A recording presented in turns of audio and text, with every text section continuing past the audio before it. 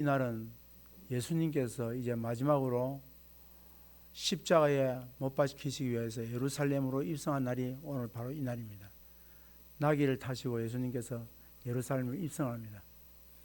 그때에 수많은 군중들이 예수님을 따라왔고 또 예수님을 기다리던 예루살렘 성 안에 있던 많은 사람들이 예수님 오실 때에 그의 앞에다가 옷을 벗어서 윗옷을 벗어다가 바다에 깔고 그들은 엎드려 절을 합니다. 그리고 손에는 종려나무 가지를 들고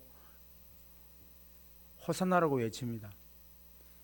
호산나는 뭐냐? 지금 우리를 구원하소서 라는 뜻으로 호산나를 부르짖어서 졌습니다. 호산나 다윗 자손이여 찬송하려다 주의 이름으로 오신 이여 가장 높은 곳에서 호산나 하더라. 지금 우리를 구원하소서. 지금 이스라엘 백성들은 뭘 기대합니까? 뭘 구원해달랍니까? 지금 로마의 압제를 받고 있는 이스라엘을 구원해달랍니다. 핍박받고 있는 로마의 핍박을 당하고 있는 이스라엘 백성들을 로마로부터 자유하게 하고 그들의 핍박으로부터 이길 수 있는 힘을 달라고, 그래서 승리하게 해달라고, 우리를 구원하게 해달라고. 당신께서는 오병이어를 일으키시고 죽은 자를 살리시며 병든 자를 치유하시던 그분 아니십니까? 그분께서 오셔서 우리를 구원하여 주시옵소서라고 하면서 호산나를 부르짖으셨습니다. 땅에 옷을 깐다는 말은 호산나 잎을, 나무 잎을 들고 호산나를 하는 것은, 종려나무 가지를 들고 호산나라고 부르는 것은 뭐냐면, 왕이 올 때에, 승리의 왕이 올 때에, 그들을 맞이할 때, 왕을 맞이할 때에 불렀던 노래이며, 그들은 행위가 뭐냐? 옷을 깔고 그들은 종려가지를 들고 호산나라고 외쳤습니다. 왕 대신 그분이 오시고, 지금 오늘 왕은 어떤 왕입니까? 로마로부터 자유를 줄 수 있는 왕입니다. 그 왕을 기대했습니다. 그런데 예수님께서는 뭐라 말씀하냐? 평상시에 예수님께서 하신 말씀이 누가복음 18장 31절 33절의 말씀이 이랬습니다. 예수께서 12제자들을 데리시고 이르시되 보라 우리가 예루살렘에 올라가노니 선지자들을 통하여 기록된 모든 것이 인자에게 응하리라. 인자가 이방인들에게 넘겨져 희롱을 당하고 능욕을 당하고 침뱉음을 당하겠으며 그들은 채찍질하고 그를 죽일 것이나 그는 3일 만에 살아나리라. 예수님께서는 제자들에게 분명히 말씀하십니다. 뭐라고 말씀합니까? 내가 예루살렘에 올라간 것은 죽기 위해 왔다. 만약에 이 사실을 이 사람들이 알았다면 호산나라고 부르지 않습니다. 죽을 자를 왜 부르겠습니까? 그들은 예수님이 지금 예루살렘 입성에서 왕이 되어서 그 왕 대신 예수님이 그 백성들을 이끌고 로마의 군대를 무찌르고 그래서 승리를 가져와서 승리의 개가를 부르고, 그래서 뭡니까? 이 땅에서 영원히 로마의 군사 세력들을 물리치는 그런 승리의 개가를 부를 것을 기대하면서 이들은 호산나라고 외쳤습니다. 그러나 예수님은 뭐라고 말합니까? 예수님은 내가 죽으러 간다. 만약에 이들이 이 예수님의 말씀을 이해를 하고 알았다면 그들은 호산나를 부르지 않았습니다. 왜 그렇습니까? 결국 누구 때문에 예수님이 십자가에 못 박힙니까? 우리는 죄인 때문에 못 박혔다고 하지만 예수님을 십자가에 못 박을 때는 누구냐? 호산나라고 외쳤던 이 백성들이 예수님을 십자가에 못 박으라고 부르짖었습니다. 바나바를 내줄 것이냐 예수를 내줄 것이냐라고 할 때에 그들은 말하기를 예수를 내달라 했습니다. 왜요? 그를 십자가에 못 박아야 된다고. 그들이 누구입니까? 지금 예루살렘에 입성하는 이 예수님을 향하여서 왕이라고 우리를 구원해달라고 했던 그들이 지금 예수님을 십자가에 못 박으라고 이야기합니다. 사랑하는 성도 여러분, 기독교를 제일 먼저 이야기할 때 생각할 때 뭐가 떠오릅니까? 기독교 생각할 때 십자가를 떠오를 것입니다. 우리는 종탑에도 십자가 있습니다. 또 예수 믿는 성도들 목에 보면 십자가의 목걸이를 다 달고 있습니다. 교회 오면 십자가 있습니다. 우리도 오늘 성찬식을 성찬보에 보면 붉은 십자가가 지금 그려져 있습니다.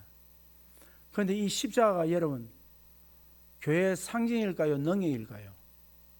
여러분 어떻게 생각하십니까? 능력일까요? 상징일까요? 상징이 될 때는 짐이 될 수 있습니다. 능이 될 때는 힘이 될 수 있습니다. 자, 사람들에게 오늘 이 자리에 있는 여러분에게 질문을 던집니다. 다시 한번 질문을 던져보겠습니다. 십자가는 상징입니까? 능력입니까? 맞습니까?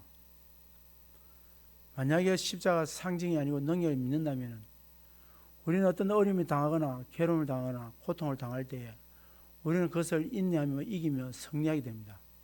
그러나 왜 성도들이 시험에서 이기지 못하고 시험에 들어서 넘어져서 힘들어하고 아파하고 고난을 겪는 이유가 뭔지 아십니까?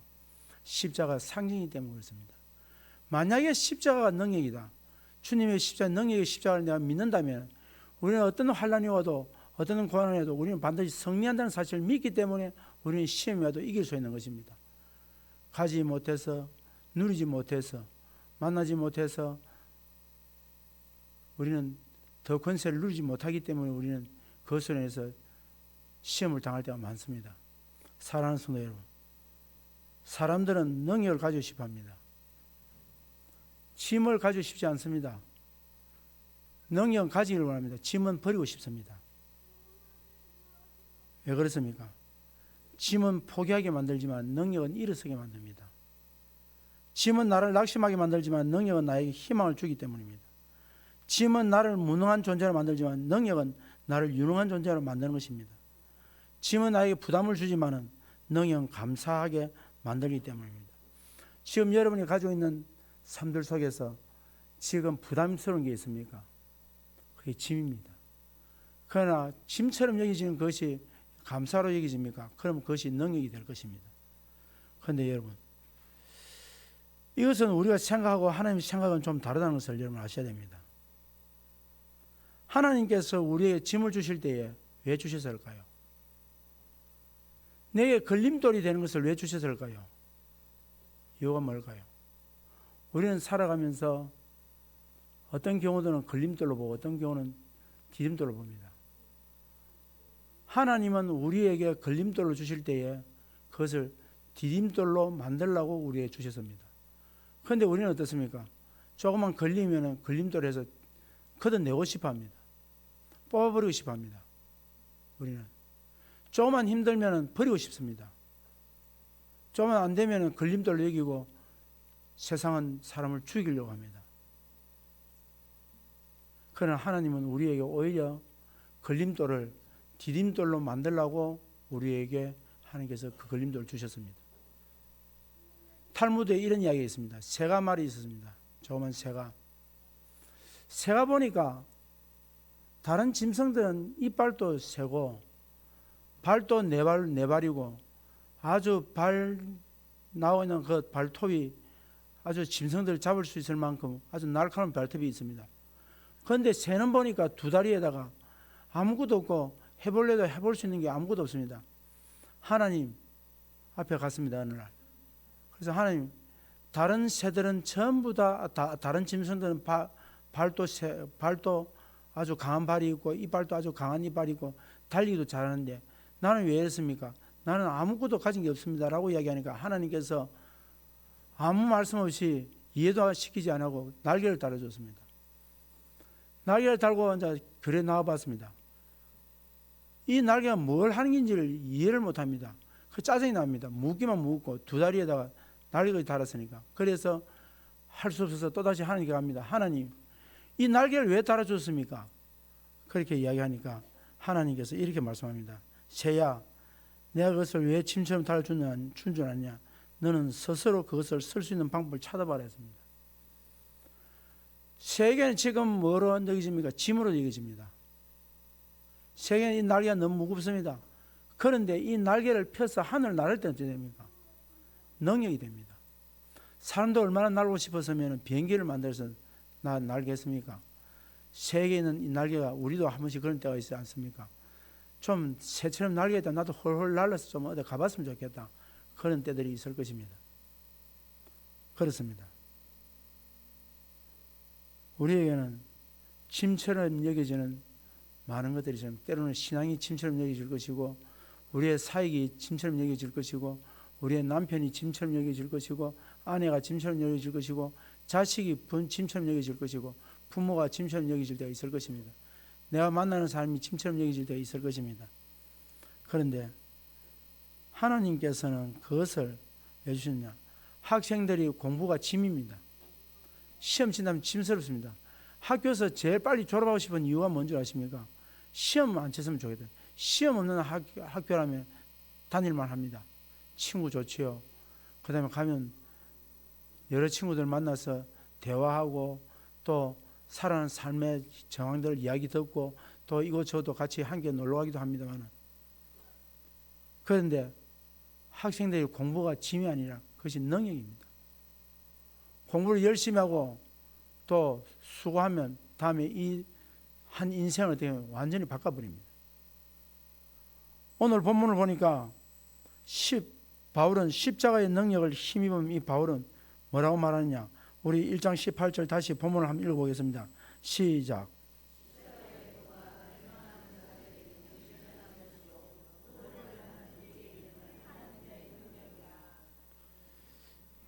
믿지 아니하는 멸망받을 자, 하나님이 세상을 지름 사랑하사 독생자를 주시더니 이는 저를 믿는 자마다 멸망치 아니하고 영생을 얻는 우리는 능력이지만 영생을 얻지 아니하고 멸망받은 자들이 미련하게 보입니다. 여러분 그렇지 않습니까? 예수님께서 십자가에 달리셨습니다. 그런데 달리신 예수님의 모습이 어떻습니까? 완전히 지푸라기 하나 가리지 아니한 나체의 몸으로 달렸습니다. 여러분 상상을 해보십시오. 33세의 젊은 나이의 장정이 지금 옷을 다 벗고 수많은 사람들이 보고 있는 곳에 십자가에 달려 있습니다. 완전히 정체성이 무너집니다. 자존심이 무너집니다. 역시 육신의 고통도 고통이겠지만 예수님이 당하는 수치와 수모의 그 고통은 이루 말할 수 없이 컸을 것입니다. 그리고 옆에는 한 강도도 같이 조롱을 합니다. 네가 하나님이면 니도 살고 우리도 살자. 또 밑에 로마 병령들이 이야기합니다. 네가 남을 구원한다면 네 자신도 한번 구해봐라. 여러분 얼마나 조롱 섞인 이야기입니까?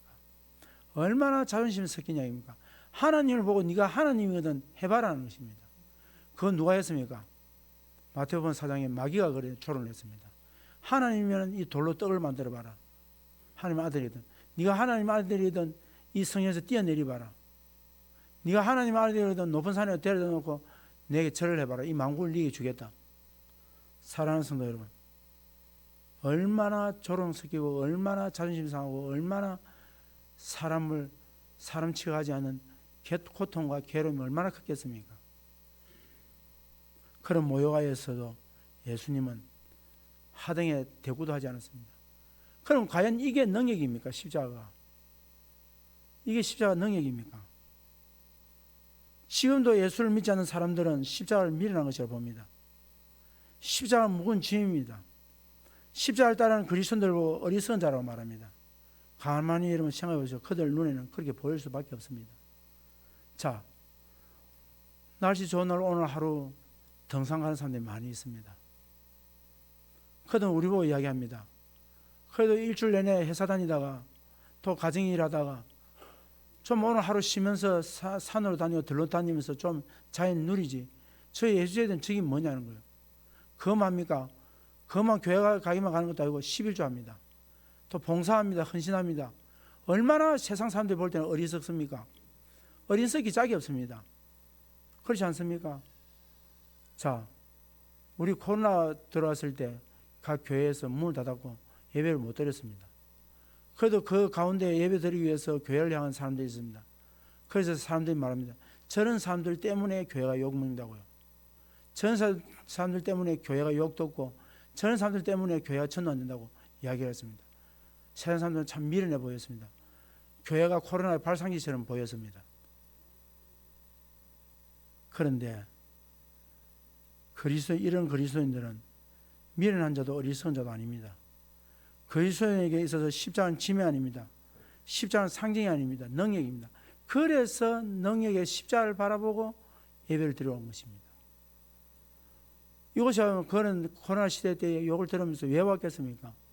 무슨 칭찬받을 게 있고 무슨 교회에 뭐 얻을 게 있다고 왔겠습니까? 오직 십자가는 능력이기 때문에 나를 위하여서 십자가 상에서 돌아가신 예수 그리스도의 능력이기 때문에 그래서 우리가 예배를 드린 것입니다. 그런데 여러분 십자가 우리의 짐이 아니라 능력인 이유가 무엇입니까? 로마의 키케로는 학자는 이런 이야기를 합니다. 십자가는 세상에서 가장 잔인한 형이라고 말합니다. 인간의 가장 고통을 많이 주는 형이 십자가형이고, 가장 정신적으로 가장 사람을 하여금 절망 속에 빠지게 하는 것이 십자가형이라는 것입니다. 가장 수치를 당하고 가장 조소를 많이 받는 것이 십자가입니다. 그래서 성경은 말합니다. 신명기 21장 23절에 나무에 달린 자는 하나님께 저주를 받은 자라. 여러분, 나무에 달린 자는 저주를 받은 자라. 그럼 십자가 나무지 않습니까? 그럼 나무에 달린 자는 저주를 받았다. 이게 어떤 능력입니까? 이런 의미를 생각해 볼 때에 십자가는 능력이 아닌 짐입니다. 십자가는 저주의 대상징입니다. 인간이 가장 고통스럽게 죽는 십자가, 우리에게 어떻게 능력이 되겠습니까? 능력이 되는 이유는 그 십자가에 죽으신 예수님 때문입니다. 왜 그렇습니까? 사망에서 생명으로 옮겨놓는 것이 이게 능력 아닙니까? 영원히 멸망받을 수 있는 사람들 영원한 생명으로 옮기는 것이 이게 능력이 아닙니까? 죽음에서 생명으로 옮겼다. 이보다 더 큰 능력이 어디 있겠습니까? 그것에 하나님의 사랑이 있었습니다. 그것에 하나님의 용서가 있었습니다. 불쌍히 여김이 있었습니다.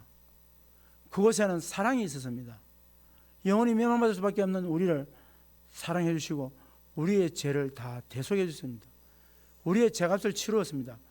우리가 고난당하고 우리가 고통당하고 우리가 절망을 당하고 우리가 사망을 당하고 우리의 저주 아래 놓인 이유는 뭡니까? 죄 때문이었습니다. 이 죄를 대속했단 말은 이 죄의 문제를 해결했단 말이에요. 그래서 능력입니다. 십자가의 능력은 우리의 죄의 문제를, 인생의 가장 큰 넘을 수 없는 이 죄의 문제를 해결한 것이, 단번에 해결한 것이 예수 그리스도입니다. 그래서 능력이라는 것입니다. 여러분, 죄는 어디서 옵니까? 욕심에서 옵니다. 욕심이 잉태한 적, 죄를 낳고 죄가 장성한 적, 그렇습니다. 욕심이 잉태하여서 욕심이 차서 어찌 됩니까? 그것이 차게 되어지면 죄를 만듭니다.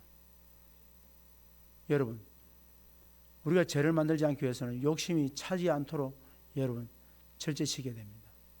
기도하셔야 됩니다. 우리 속의 죄의 문제를 해결하셔야 됩니다. 그것이 찰 때는 어떻게 됩니까? 그것이 죄가 되어버립니다. 욕망이. 우리의 욕망을 절제할 필요가 있습니다. 욕망을 절제하지 아니하면 죄가 되고, 죄가 자라면 사망을 난다는 것입니다.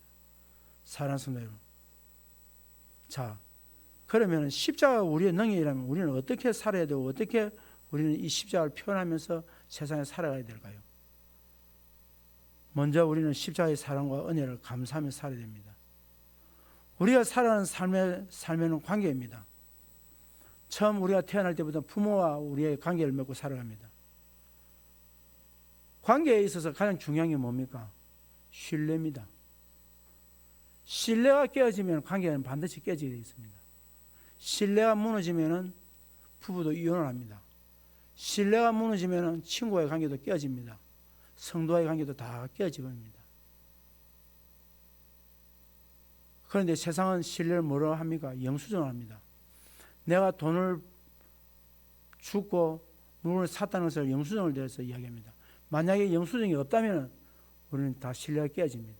그러나 영수증이 있으면 좀 걱정할 필요가 없습니다. 돈을 주었다 안 주었다 살 필요 없습니다. 바로 영수증을 하나 내놓으면 이것이 모든 것이 해결되어지게 되는 것입니다. 그렇습니다. 하나님께서 우리를 사랑한다. 이스라엘 백성들이 이랬습니다. 하나님, 언제 우리를 사랑했습니까? 어떻게 우리를 사랑했습니까? 저도 때로는 그럴 때 있습니다. 답답할 때는. 하나님, 정말 저를 사랑하십니까? 사랑하신데 이게 왜 이런 일이 일어납니까? 이스라엘 백성들 이야기합니다. 하나님, 하나님이 사랑하신다면 우리를 아수르에 포로되게 하시고 바벨론에 포로되게 하시고 이렇게 포로되게 하십니까?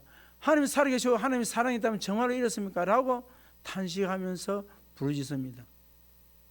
그럴 때 사도 바울은 이렇게 이야기합니다. 로마서 5장 18절에 우리가 아직 죄인 되었을 때에 그리스도께서 우리를 위하여 죽으심으로 하나님께서 우리에 대한 자기의 사랑을 확정하셨다. 여러분, 영수증이 뭡니까? 확정입니다. 하나님께서 우리에게, 우리가 하나님 앞에 나가서 어렵고 힘들 때 하나님, 정말 하나님 살아 계십니까? 정말 하나님 나를 사랑하십니까? 하나님 사랑하시는데 왜 나를 이런 고통에 두고 계십니까? 라고 할 때 하나님께서 아무 말 하지 않으시고 우리에게 십자가를 내놓습니다. 하나, 이게 너를 사랑하는 증거다. 왜요? 이게 너를 사랑한다는 증거다.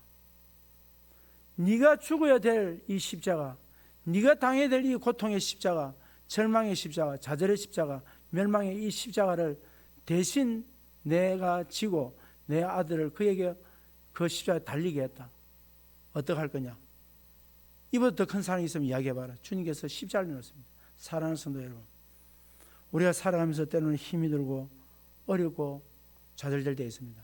그때 십자가를 바라보십시오. 그 십자가는 하나님께서 너를 사랑한다는 확정의 십자가입니다. 그러면 언제 우리를 위해서 예수님께서 십자가에 몇 번 박혔느냐? 언제입니까? 로마서 5장 6절에 보니까 우리가 연약할 때 우리를 위해 죽으셨다. 여러분 보십시오. 놀라운 사실입니다. 우리가 병들었을 때, 우리가 실패했을 때, 우리가 좌절했을 때, 우리가 불행할 때, 우리가 절망에 빠졌을 때에 우리를 위해서 십자가에 져셨다는 겁니다. 세상은 어떻습니까? 실패하면 왔던 사람도 떠납니다. 병들다 오자니까 왔던 사람도 가버립니다. 오지도 않습니다. 연약할 때 나타나지 않습니다. 그런데 주님은 언제? 내가 가장 연약할 때, 누군가 도움 없이는 살 수 없을 때에, 절망 가운데 빠졌을 때, 좌절 가운데 빠졌을 때에, 내 힘으로는 도저히 일어설 수 없을 때, 그때에 주님이 오셔서 나를 위해서 죽으셨다. 이게 이해가 가냐는 겁니다. 세상적인 방식으로 주님의 사랑을 이해하려고 하니까 주님의 사랑이 이해 안 됩니다. 그래서 다윗은 이 이야기합니다. 내 부모가 나를 버린다 할지라도 여호와 하나님 나를 버리지 않는다. 무슨 말입니까? 부모가 그 자식을 버리지 않지 않습니까? 그런데 부모가 혹시 나를 버린다 할지라도 얼마나 절박했으면 부모가 자식을 버리겠습니까? 그런데 하나님은 어떤 절박함과 어떤 고난과 어떤 핍박이 온다 할지라도 나는 너를 절대 버리지 않는다. 그것을 다윗이 경험했다는 거예요. 실패해서 산으로 숨어 들어가 살고 있을 때도 하나님 떠나지 않다는 거예요. 그래서 여호와께서 말씀합니다. 너는 두려워하지 말라. 내가 너를 버리지 않아. 내가 너를 떠나지 않아. 내가 너를 함께 할 것이다. 하나님이 내가 너와 함께 하겠다. 내가 너를 버리지 않겠다. 내가 너를 떠나지 않겠다. 세상은 부모도 자식도 다 떠날 수 있지만 여호와 하나님만큼은 절대로 떠나지 않는다는 겁니다. 그것을 뭐로? 십자가를 통해서 우리가 확정했다. 내가 네 사랑한다는 것입니다. 우리가 경건하지 못하고 우리가 불경건할 때도 예수님은 그런 우리에게 죽으셨습니다. 여러분 보십시오. 우리가 죄를 지고 있는데도 죄를 해결하기 위해서 죄를 지고 있는 우리에게 찾아오시고 우리를 대신해서 죽으셨다는 겁니다. 우리가 죄인 되었을 때에 그는 우리를 하여금 죽으셨다. 사랑하는 성도 여러분, 죄인을 위해서 죽는 사람이 있겠습니까? 거룩한 자, 의인을 위해서는 혹여 죽을 수 있을지 모르지만 죄인을 위해서 죽을 자가 있겠습니까? 죄인이라면 오지 않습니다. 죄졌다면 오지 않습니다. 숨어버립니다. 그리고 본인도 피하고 싶습니다. 과거에 저희 동네에 형이 폭행을 해서 재수가 되어서 교도소에 들어가는 모습을 보았습니다. 자기 모습을 보여주지 않으려고 합니다. 사랑하는 성도 여러분, 우리는 잘 되면 자랑하고 보여주기 쉽습니다. 잘못됐을 때는, 실패했을 때는 정말 말하기 싫습니다. 내가 가장 어렵고 힘들고 나약할 때에 정말 누구에게 말하기 싫습니다. 자랑할 것이 있으면 좀 여러분 부탁합니다. 뭔가가 말이 없을 때는 여러분 그때는 되도록 좀 조심하시는 게 좋습니다. 말할 수 없는 고통과 아픔이 그 사람에 있기 때문입니다. 오늘 이 자리에도 그런 분이 있을 줄 믿습니다. 말을 하지 않을 때는 이유가 있습니다. 고통 가운데 지금 고통의 터널을 지나고 있다는 겁니다. 그때 내 마음대로 생각하지 마시기 바랍니다. 그러나 그 고통 가운데 주님은 내가 네 고통을 안다는 겁니다. 그래서 내가 너를 사랑해서 내 아들을 죽이고 너를 살렸다는 겁니다. 우리가 원수 됐을 때에 주님이 죽으셨다는 겁니다. 누가? 하나님과. 여러분, 원수 되면 원수를 위해서 죽을 자가 있겠습니까? 원수된 자를. 그런데 하나님은 하나님과 우리가 원수 됐는데 원수된 우리를 위해서 자기의 아들을 죽였다. 이게 이해가 됩니까? 이해가 되지 않지 않습니까? 사랑하는 성도 여러분, 이게 가능한 일입니까?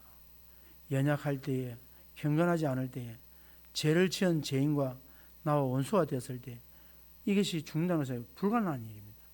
하지만 예수님께서는 십자가 위에서 나 같은 죄인을 위해서 죽으셨습니다. 우리를 너무 사랑하셔서 구원하시기 위해서 죽으셨습니다. 우리는 감히 이해하지 않는, 할 수 없는 십자가의 사랑을 우리는 받은 사람들입니다. 십자가의 은혜를 누리고 있는 사람들입니다. 왜요? 우리는 오늘 이 자리에 여러분에게 질문하면 여러분 전부 다 구원받았습니까? 하면 대답을 할 것입니다. 그게 은혜입니다. 여러분이 은혜 받았다고, 은혜라고 하는 것은 무엇입니까? 내가 갚을 수 없는 것, 내가 할 수 없는 것, 내가 대신할 수 없는 것을 받았을 때 그것을 은혜라고 말합니다. 우리가 어찌 하나님께서 행하신 십자가의 사랑을 우리가 다 이해할 수 있겠습니까? 십자가의 그 사랑과 그 은혜를 우리가 어찌 다 감사할 수 있겠습니까? 이 십자가의 사랑을 가끔씩 잊어버리고 우리는 우리의 본성을 따라서, 죄의 본성을 따라서 살아갈 때 많습니다. 그럼에도 불구하고 하나님께서는 기다려 주신다는 것입니다. 사랑하는 성도 여러분, 여러분을 기다리고 있습니다. 우리가 죄 가운데 빠졌어도 우리를 버리지 아니하시고 혀를 깨무시면서도 우리를 기다려 주시는 주님을 바라보십시오. 두 번째로 십자가를 자랑해야 됩니다. 여러분, 벚꽃 아시죠? 벚꽃. 벚꽃의 꽃말이 뭔지 아세요? 절시의 미인의 뜻을 가지고 있습니다. 제가 요즘 아침마다 이 뚝길을 걷습니다. 강변 뚝길을 걷습니다. 너무 만개의 꽃이, 매일 전까지 꽃이 만개했습니다. 어제 가보니까 꽃이 이제 다 지고 있었습니다. 벚꽃이 너무 아름답습니다. 저는 벚꽃을 보면서 한 가지 깨달은 게 있습니다. 벚꽃이 이제 심은 나무와 오래된 고목나무 차이점이 뭐냐면 꽃의 아름다움은 고목나무에 있었습니다. 고목나무가 더 풍성하고 더 아름다운 꽃을 맺었습니다. 이제 심은 나무에게는 그런 풍성함이 없습니다. 그걸 보면서 느낀 게, 사람이 나이를 먹으면 먹을수록 이 아름다운 꽃처럼 이렇게 늙어야 되겠구나라는 생각이 듭니다. 어쨌든 이 벚꽃의 꽃말은 절세의 미인입니다. 여러분 어떻습니까? 그 꽃이 얼마 값디까? 2, 3일이 지나고 바람 불어보고 비 오면 다 떨어져 버립니다. 인생도 그렇습니다. 인생도 자랑할 게 없다는 겁니다. 그 꽃을 보면서. 야고보서 4장 16절에 이제도 너희가 허탄한 자랑을 하니 그러한 자랑은 다 악한 것이라. 허탄한 자랑이 뭡니까? 세상에서 하나님 나라에 가져갈 게 가져갈 수 없는 자랑. 그 자랑이 무엇입니까? 허탄한 자랑입니다. 그것은 다 악한 것이랬습니다. 돈 많은 거 자랑할 거 없습니다. 이 세상에서 누리고 있는 거, 옷 잘 입은 거 자랑할 거 없습니다. 잘생긴 거 자랑할 거 없습니다. 내가 무슨 차를 타고 무슨 환경을 누리고 있든 자랑할 거 하나도 없습니다. 그것은 오늘 성경 뭐라고 이야기합니까? 다 허탄한 것이고 악한 것이라고 이야기합니다. 시편 97편 7절에 조각한 신상을 섬기며 허무한 것으로 자랑하는 자는 다 수치를 당할 것이라. 허무한 것, 하나님 인정하지 않는 것을 가지고 자랑하는 자들은 수치를 당할 것이라 이야기합니다. 바울은 이런 이야기를 합니다. 바울이 어떻습니까? 최고의 학자 밑에서 수학을 한 사람입니다. 그는 율법에 뛰어난 사람입니다. 자랑할 게 너무 많은 사람입니다. 그리고 주님을 위해서 수많은 고난과 핍박을 받았습니다. 동족인 유대인들에게 40에 하나 감하는 매를 5번 맞았습니다. 3번의 태장을 맞았습니다. 3번을 파선하고 일주일 동안 깊은 바다 위에서 죽음의 위협을 느끼면서 지냈던 적도 있었습니다. 복음을 전하며 수많은 위험을 당하고 주님을 위해서 수고하고 애쓰고 여러 번 자지도 못하고 줄이며 목말랐습니다. 여러 번 굶고 춥고 헐벗었습니다. 그런데 사도 바울은 이런 이야기합니다. 그러나 내게는 우리 주 예수 그리스도의 십자가 외에 결코 자랑할 것이 없으니 그리스도로 말미암아 세상이 나를 대하여 십자가에 못 박히고 내가 또한 세상을 대하여 그러하니라. 사도 바울은 자랑할 게 그렇게 많고 주를 위해서 그렇게 희생하고 헌신하고 자기의 순교 자리까지 가면서도까지 말씀합니다. 자랑할 게 없다는 것입니다. 나의 나 된 것은 하나님의 은혜라. 그래서 오직 자랑할 것은 예수 그리스도의 십자가밖에 없다라고 말합니다. 사랑하는 성도 여러분, 이제 여러분에게 부탁합니다. 여러분도 세상 것을 가진 거 가지고 자랑하지 말고, 또 내가 주를 위해서 얼마나 희생했다 헌신했다 자랑할 거 없습니다. 할 수 있도록 해주신 하나님께 감사해야 되지 않습니까? 그것이 어느 날 등급이 되어버리고, 그것이 어느 날 나의 가치 기준이 되어버렸다. 우리 신앙은 그래서는 안 될 것입니다. 나의 자랑은 십자가밖에 없다는 것입니다. 세 번째 마지막으로 십자가를 지고 주님을 따라가야 합니다. 예수님께서 이렇게 말씀하십니다. 누구든지 나를 따라오려거든 자기를 부인하고 자기 십자가를 지고 나를 따를 것이니라. 주님 따라가면 고난이 있다고 말합니다. 십자가를 지어야 된다고 말합니다. 예수 믿으면 잘 된다, 성공한다, 자식이 잘 될 것이다, 병이 나을 것이다. 주님은 그렇게 말씀하지 않았습니다. 십자가를 지라고 말합니다. 내 몫에 태인 십자가 내가 안 지면 누가 지겠습니까? 사랑하는 성도 여러분, 저는 여러분이 지고 가야 할 십자가가 무엇인지 모릅니다. 그러나 분명 그것은 십자가가 무엇이든 그것은 우리가 외면해서는 될 일이 아니라고 생각합니다. 우리가 감당해야 될 십자가, 우리가 지고 가야 할 십자가, 그 십자가가 우리 눈으로 보기에는 짐인 것처럼 보이지만 그 십자가가 여러분 능력이 될 줄 믿습니다. 여러분 가정에 가지고 있는 십자가가 무엇입니까? 여러분 삶에 가지고 있는 십자가가 무엇입니까? 힘들고 넘기 어려운 산이 있습니까? 그게 바로 여러분 능력이 될 것입니다. 우리는 이제 이 고난중을 보내면서 무엇보다도 주님의 십자가를 깊이 있게 묵상할 수 있기를 바랍니다. 십자가를 우리는 힘들게 하는 짐이 아니라 능력이라는 사실을 깨달아야 될 것입니다. 그러므로 이제는 우리가 살아가면서 해야 될 일은 십자가를 자랑하는 일입니다. 이제 이 자랑은 어떻게 합니까? 예수 그리스도를 나아가서 세상에서 전파하고 복음을 전파해서 세상에 주어가는 영혼들이 내가 믿는 이 예수 그리스도를 믿고 다 함께 천국 갈 수 있는 그 자리에 인도하는 것이 우리가 할 일인 줄 믿습니다. 그러므로 이 십자가는 짐이 아니고 능력이다. 따라하겠습니다. 십자가는 짐이 아니라 능력이다. 그렇습니다. 여러분 십자가를 느끼는 게 있습니까? 그 이제 바로 짐이 아니고 능력인 줄 믿습니다. 그로 인해서 여러분이 장차 하나님께 귀하게 쓰임받는 하나님의 사람들이 될 줄로 믿습니다. 우리 이 시간에